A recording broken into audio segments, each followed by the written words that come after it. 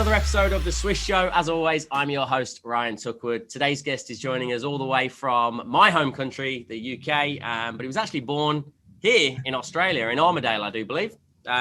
He is an award-winning, highly influential entrepreneur and self-taught digital marketing specialist, renowned for his success in winning the Apprentice UK back in 2014. In securing the winner's title, Mark went on to develop one of the UK's fastest growing digital marketing agencies, ClimbCon, in partnership with the king of The Apprentice, Lord Alan Sugar, who was actually the boss on The Apprentice Australia recently too. That business itself has proved to be the most successful business to have been founded by an Apprentice winner still to date, generating over £1 million year one. And turning a profit, which is also quite impressive. ClimbCon is renowned for its disruptive approach to digital marketing, working with household brands to scale growth and generate profit. Mark, appreciate you joining me, mate. How are you? Hey, thank you so much for having me. It's great to do a podcast with an Australian company brand, with a Leicestershire person. It's a bit of a mishmash, but in a lot of ways, we've got a lot of synergy.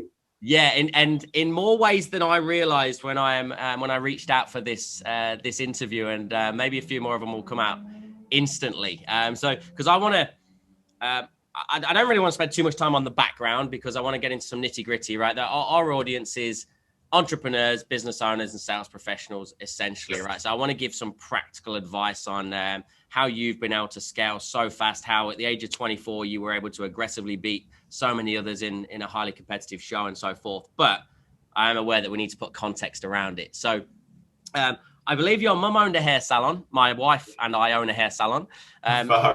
Your dad owns a mechanics. We didn't own a mechanic, but I was a mechanical engineer. But you've had business all around you since a young age, right? You've been indoctrinated in that entrepreneurship sort of mindset, I guess. So talk to me about the influence that had on you growing up, and then secondary to that, has that made you intentionally choose your networks moving forward, knowing that it's all subconsciously going in?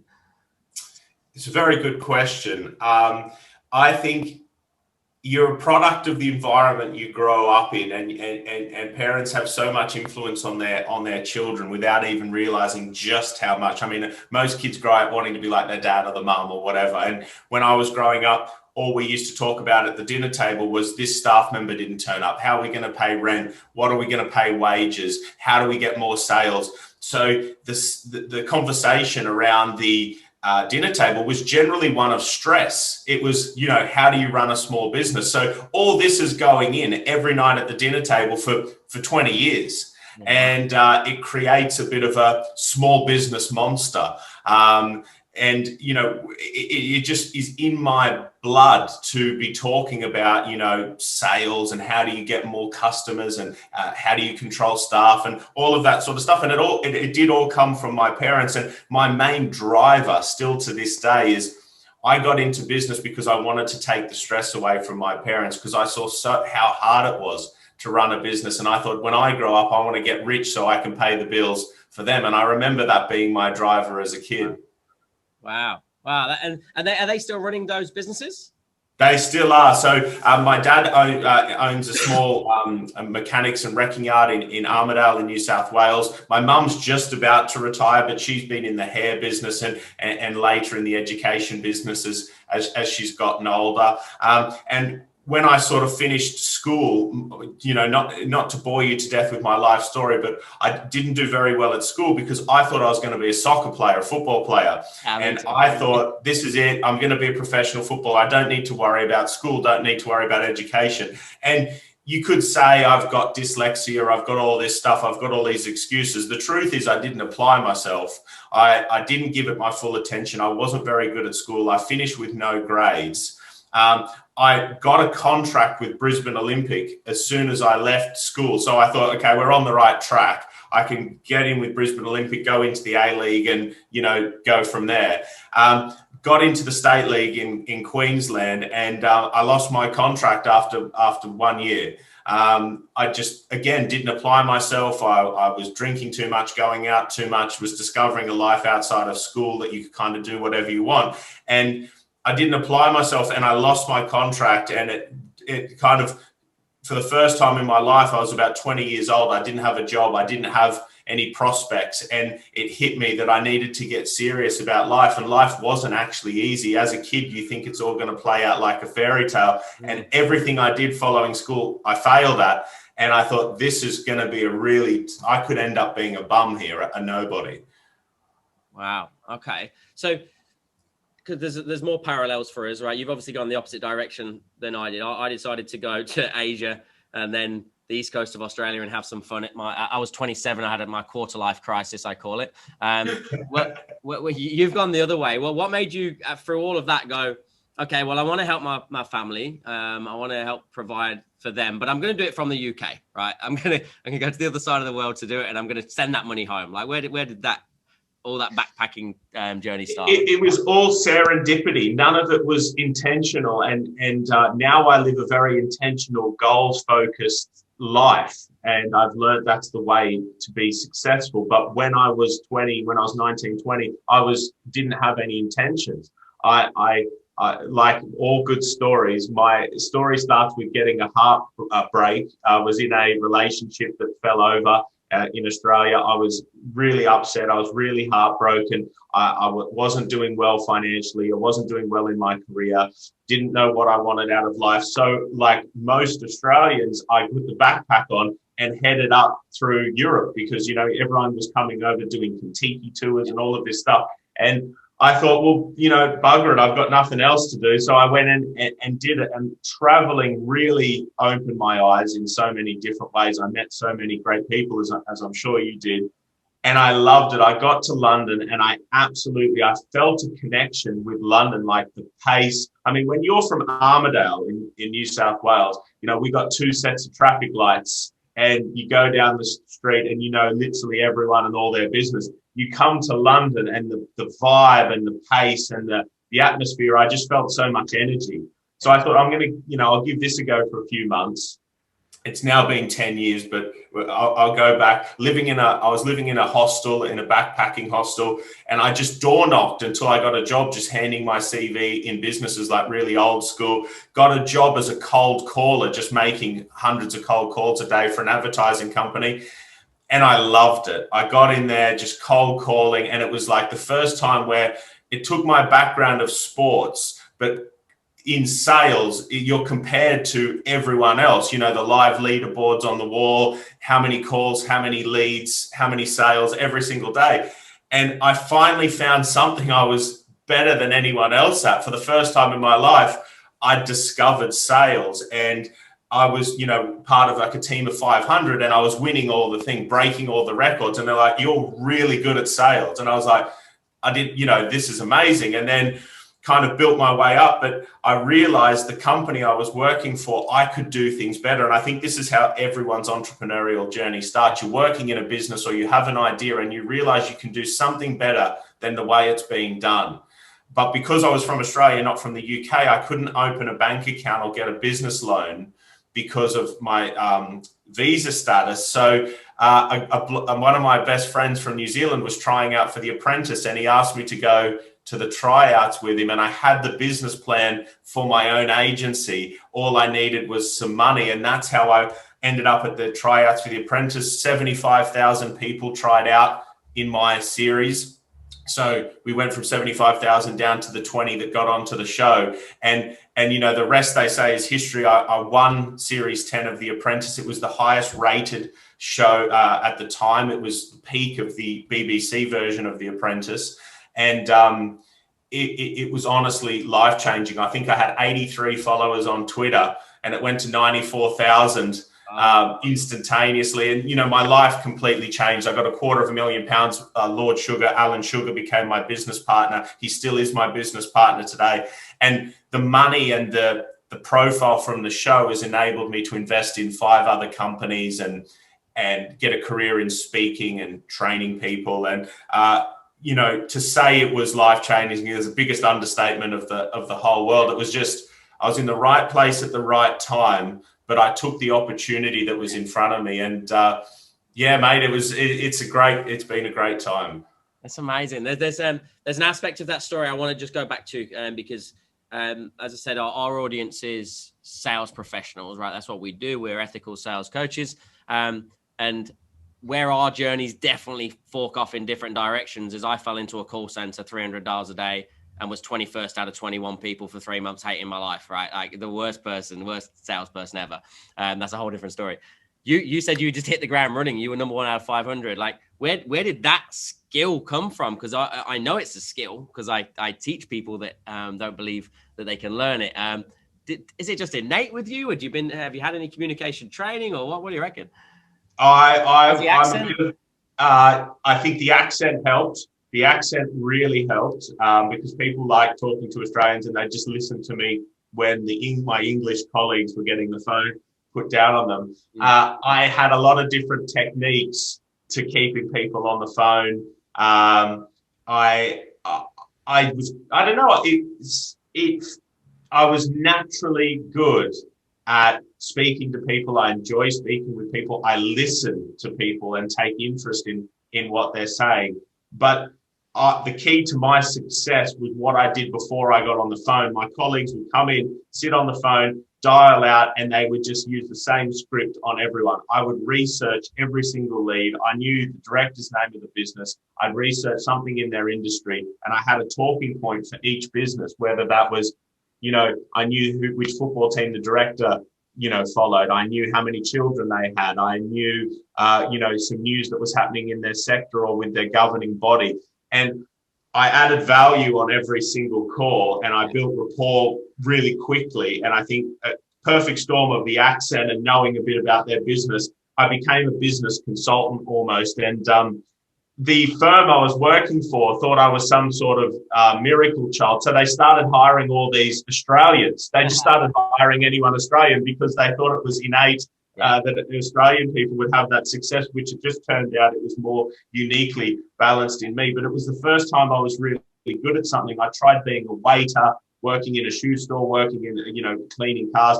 And anything that involved reading and writing, I was really poor at. As soon as I found sales, which was speaking and communicating over the phone or in person in meetings, I was really good at. And I think a lot of people just need to keep changing careers. A lot of people that are in the wrong career just haven't tried enough things. They've not found the thing that's right for them. But for me, sales is a combination of two things. Activity breeds results. The best salespeople, the people who are earning the biggest commission checks, have the highest activity. I don't care what anyone tells me.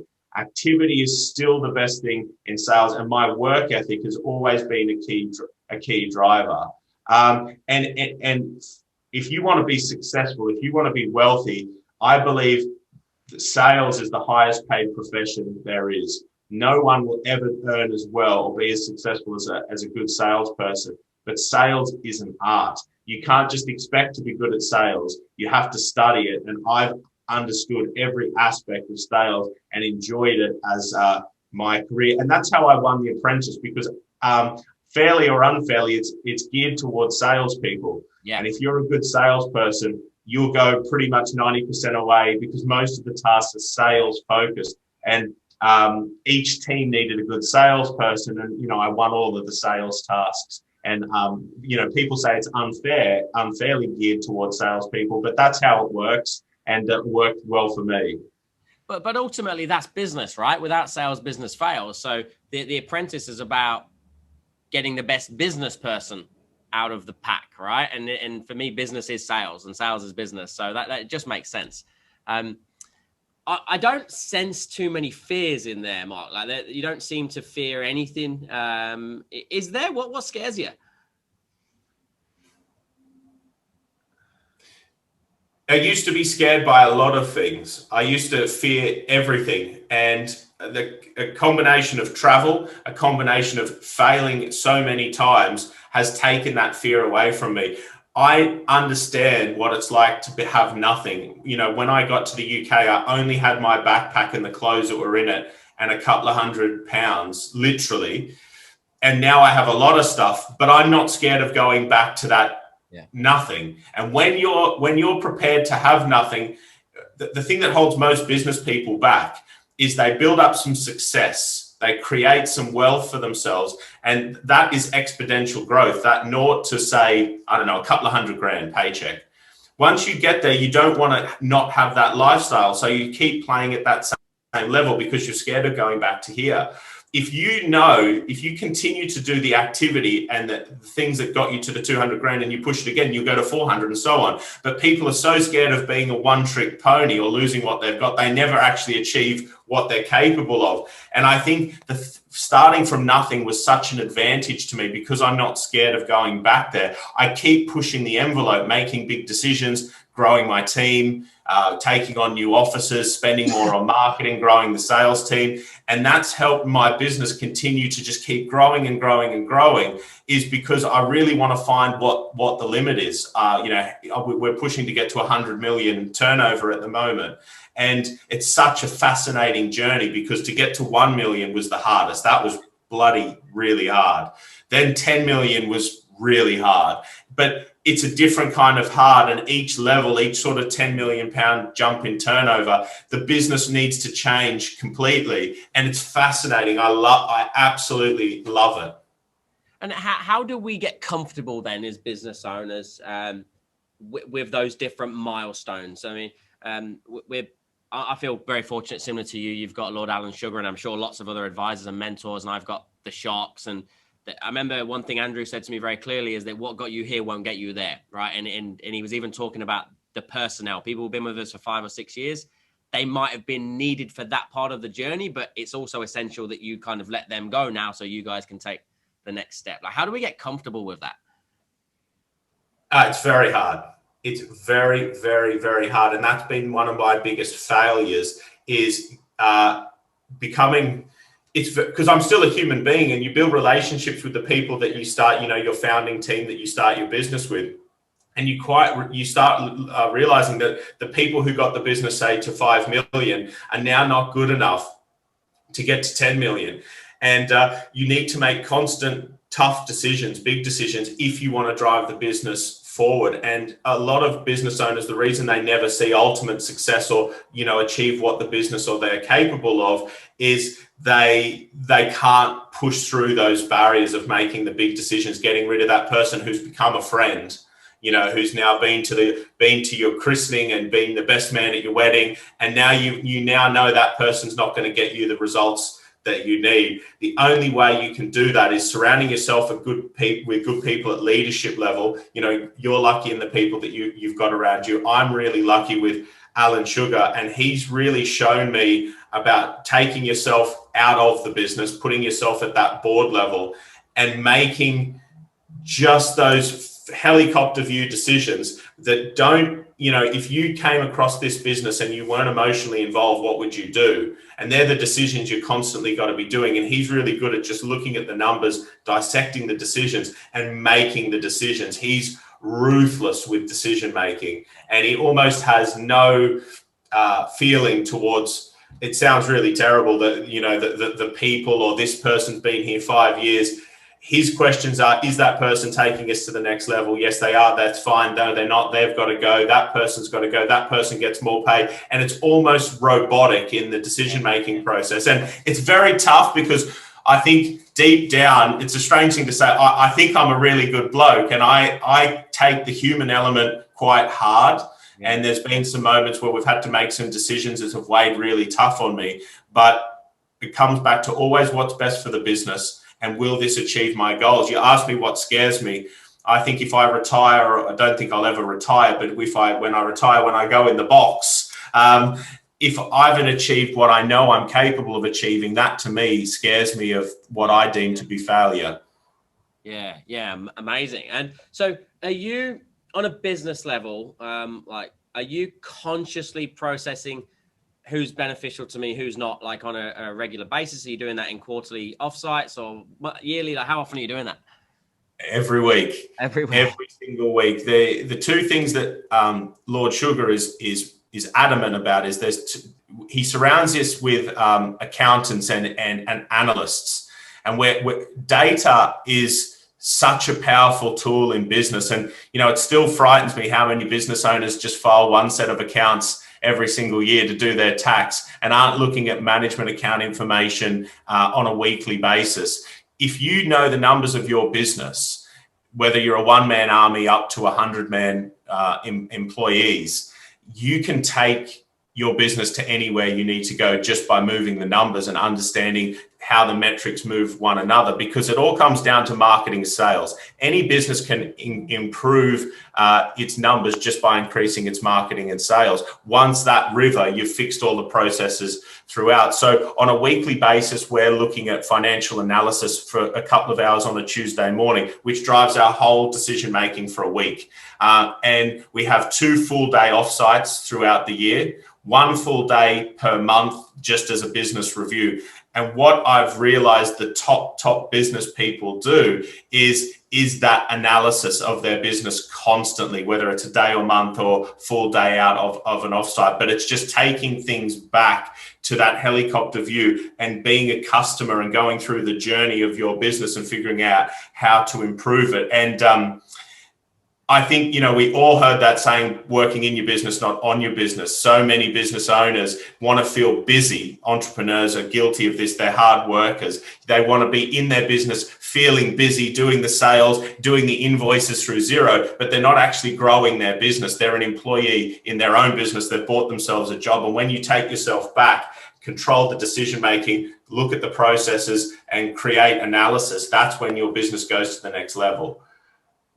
Yeah, beautiful, mate. So many little nuggets of gold in there. And I know, I read some of your inspirations are John D. Rockefeller, Andrew Carnegie, JP Morgan. Can I assume by virtue of the offsites, the weekly meetings, like the how organized and regimented you are with that, you follow the Rockefeller habits?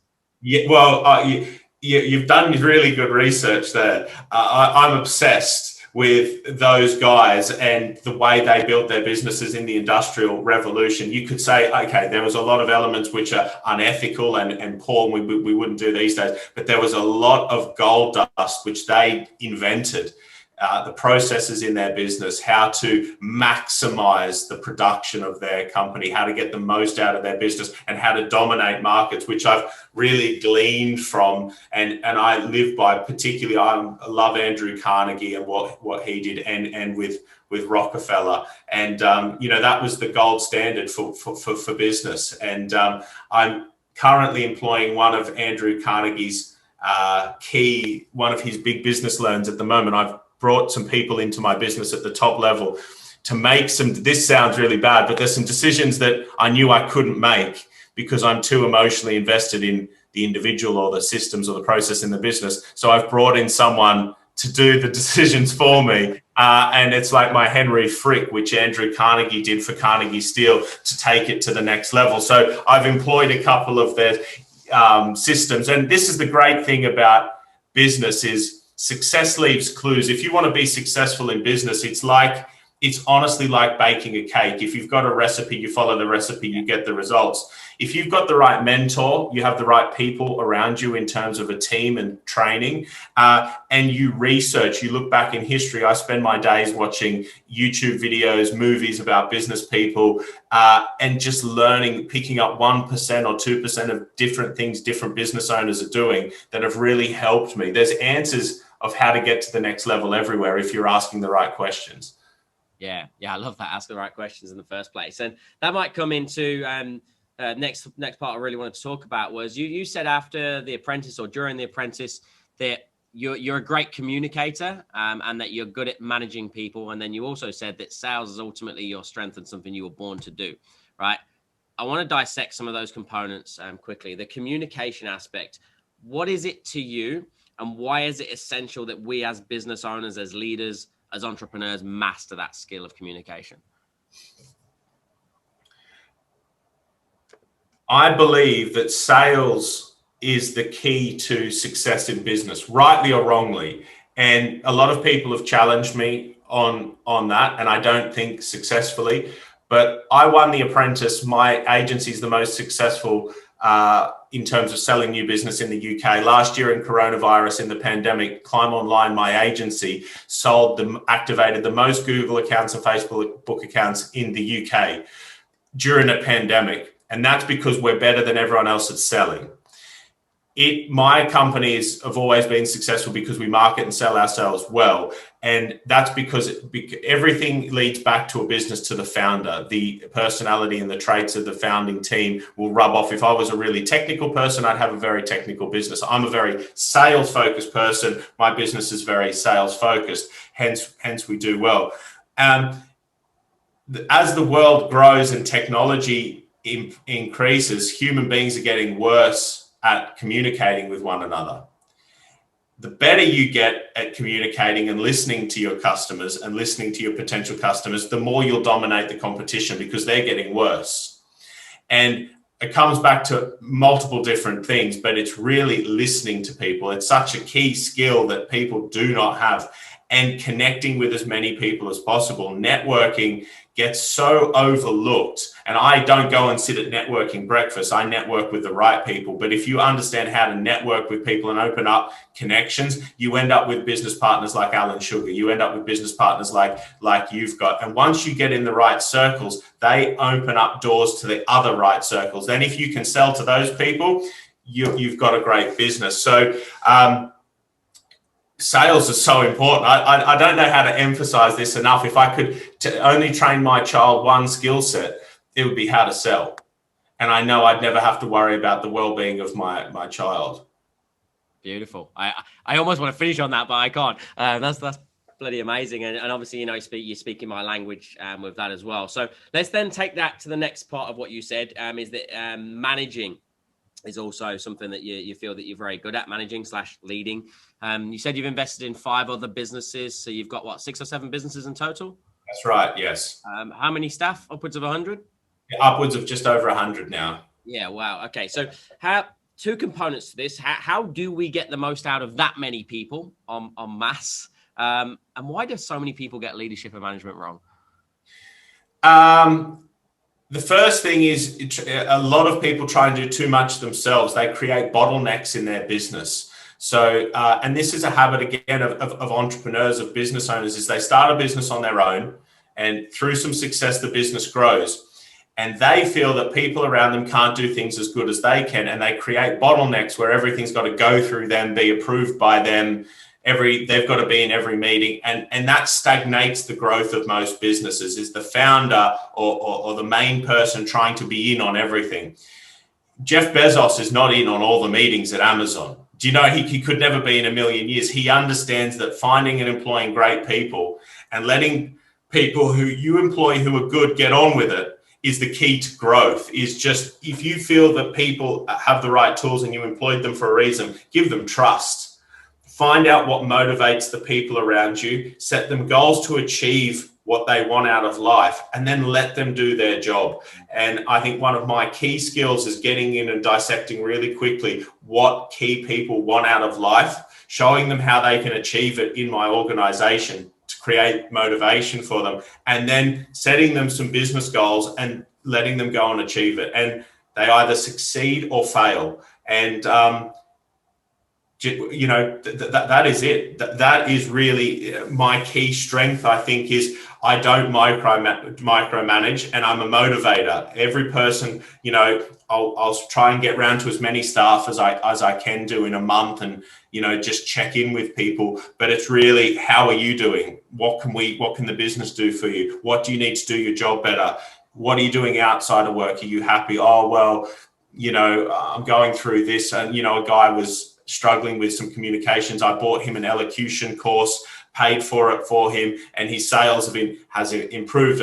And now I've bought some loyalty almost from that employee. But when you understand the person, you can really get in and drive them better. Yeah, beautiful. I love that. A couple of other things I want to touch on. And you said about networking, meeting people. I mean, that could cross over into personal brand and being your own business within a business. Like, how much are you an advocate for personal brand and your employees having their own persona within your business? I think it's essential to be successful in the modern day. If you don't have a podcast, you haven't written a book, you're not speaking on stage, I don't think you're really marketing yourself. Just running some Google ads is not marketing. Marketing now is a holistic approach of Customers want to buy from people they know and trust. Starbucks isn't the best coffee. I normally have one with me when I say that. Starbucks is not the best coffee. It's the most well known. I didn't know of you before today, but you have a podcast and you've now built a connection with myself. You're now one person removed from Alan Sugar. So now you know a person who knows Alan Sugar, and Alan could come on this podcast. Now you know Alan Sugar. Podcast, books, speaking on stage open up doors that you could never open up through cold calling on a phone or sending mail drops through a door. You need to be attacking on every front to be successful in business. And, people just sitting back and putting an ad in the yellow pages and hoping their business is successful, never going to work. The reason I'm doing this podcast this morning is I'll meet you. That's one new connection I didn't have. I don't know who's going to hear this podcast, even if it's one person. That one person could become a customer of my agency that is my biggest customer. That person could introduce me to someone who becomes my biggest customer. My two biggest customers in history have come through speaking on stage, not the Apprentice, not being, at a networking event. It has been from speaking on stage. And I've made from one of those customers personally over £1 million. And that person was one of 1,000 people in an audience, and it changed my life. So you never know where that connection is going to come from. And that's why I do everything. And how fortunate are we in this age that we can? Like, there's so much at our disposal to do it for pretty much nothing. It's never been a better time to be a business person with social media, with digital marketing, with all of the tools that we have to communicate. If we had something like the coronavirus pandemic 50 years ago, even 10 years ago, businesses would be ground to a halt. Pretty much online companies and most companies have sailed through uninterrupted because of technology like we're on right now.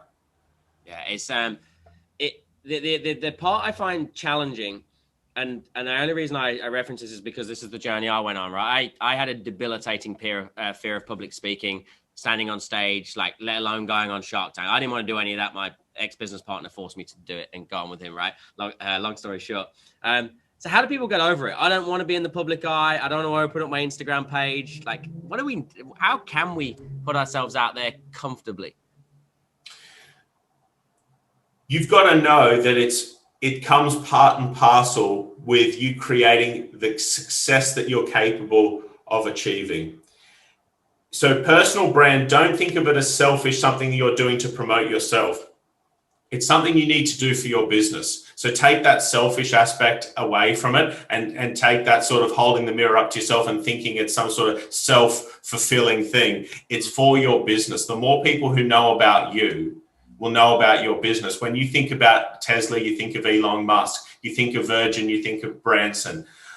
You think of Apple, you think of this man, Steve Jobs. It's all because those people got themselves out there and were known for being the best at whatever they did, and we affiliated it with their brand.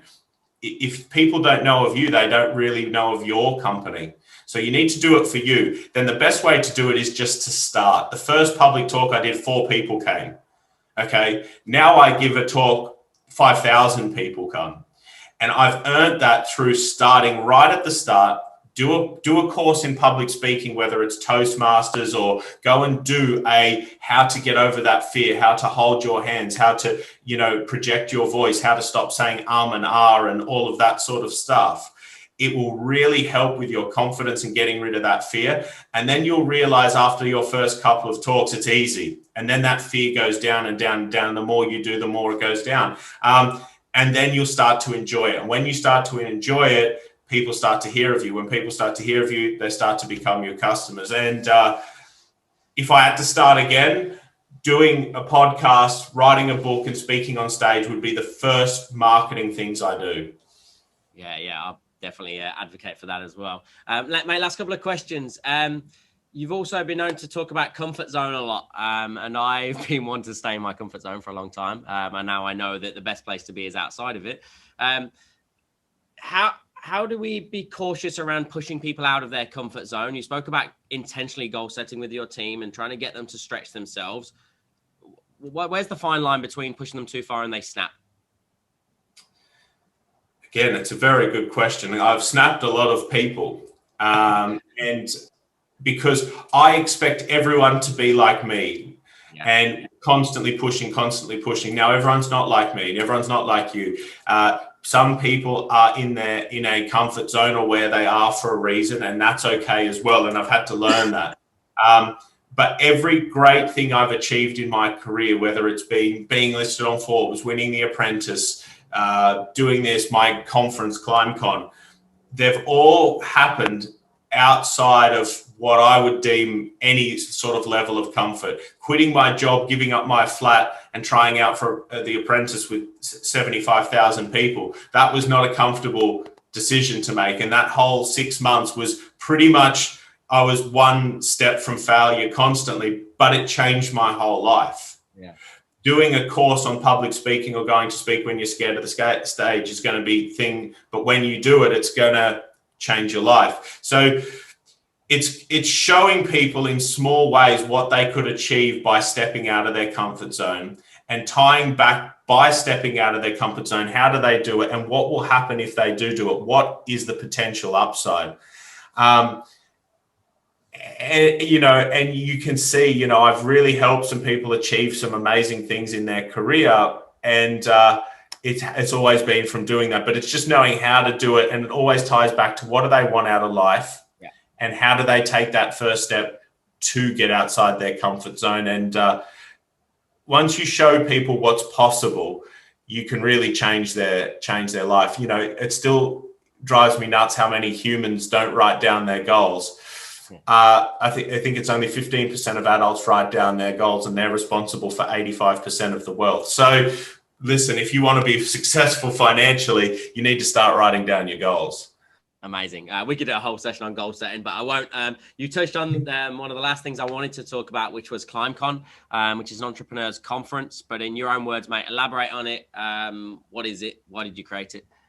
Well, I'm always on the lookout for help. As much as people say I've seen some success or I know a lot about business, I'm always looking for that one person who can teach me something new. And I go to conferences, I listen to business podcasts, I read business books. And in 2018-19, I was going around to all of these conferences, and I was getting really pissed off because I'd spend a fortune to go in the VIP of a business conference, and all day I'd just be getting hammered, getting sold to different courses and different things. And I understand how the sales, how these talks work, but also I was feeling I was leaving and I wasn't learning anything new. So just like any of my businesses, I thought I'm just going to do it myself.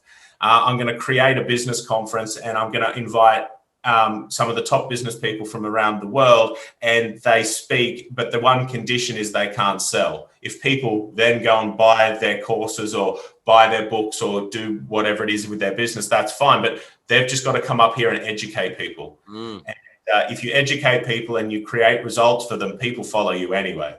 And the people I've had come and agree to come to my conferences, like Piers Morgan, Alan Sugar, the CEO of Emirates, Louis Theroux. A lot of these people are UK people, which may not have been heard of. Dan Pena, the $50 billion man, all of these types of people. And it's been a huge success. Now, successful financially, absolutely not, but I didn't do it for financial reasons. I did it to, enjoy my speaking, but also to give back. I think as an entrepreneur, when you've had some success, you owe it to give back to others. And ClimbCon's been an amazing success for me, but also, the amount of messages I get from people who love it. It's really, really cool. And it's just something I wanted to do on the side. Mate, that's amazing. And I've been to those seminars that you're talking about, where you're waiting for some value, and then you get another stack sale at the end, and you go run to the back of the room. So I hear you. Last question. I know I've learned so much from my mentors, and I know you will have too. One or two biggest lessons from Lord Alan over the years? Well, my biggest lesson, which is a strange one, is just how tough you've got to be successful in business. And he is so hard and tough and good at making, we spoke about the hard decisions, the big calls, not being your friend. not, really pushing people constantly. And one of his advisors told me on my first week, to be successful in business, you need a rhinoceros skin, a thick skin where you're able to handle a load of pressure, and your ability to handle pressure will be tied back to the results you achieve. And I thought it was so strange. But now being in business, nearly 10 years, bloody hell, you've got to be tough.